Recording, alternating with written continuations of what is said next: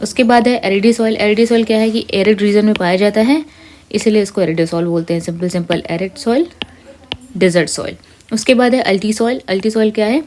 Red clay soil होती है जो कि एसिडिक इन नेचर होती है।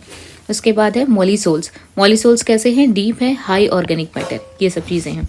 तो ऐसे याद रख लीजिए, एम से मॉस होते हैं, एम से मैटर भी होता है, एम से मोलस्का जो हमारा क्लासिफिकेशन है उसके एनिमल्स होते हैं।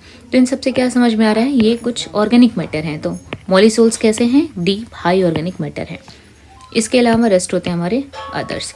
तो ये ज़रूर याद रखिएगा, इसका जो सीक्वेंस है, इंसेप्टिसॉल, एंटीसॉल्स, एल्फीसॉल्स, ग्रेनुलोसॉल्स, एरिडीसॉल्स, अल्टीसॉल और मॉलीसॉल्स। अब हम देखेंगे सॉइल का कुछ निक नेम होता है। जैसे हिस्टोसॉइल जो है उसको ऑर्गेनिक सॉइल बोलते हैं, हिस्टोसॉइल, ऑर्गेनिक सॉइल। उसके बाद है हमारा नेक्स्ट उर्वरा, जो कि फर्टाइल सॉइल है, और उर्सरा जो है वो स्टेराइल सॉइल है। तो उर्वरा को कैसे याद रखेंगे? उर्वरा को उर्वरक से।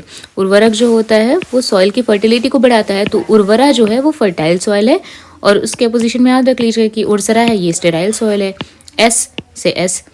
उसके बाद है स्पॉन्डोसॉल या फिर पॉडजॉल्स जिनको बोलते हैं, ये लीस्ट एसिडिक सॉइल होती हैं। उसके बाद है हमारा गैलीसॉल्स जो कि पर्माफ्रॉस्ट।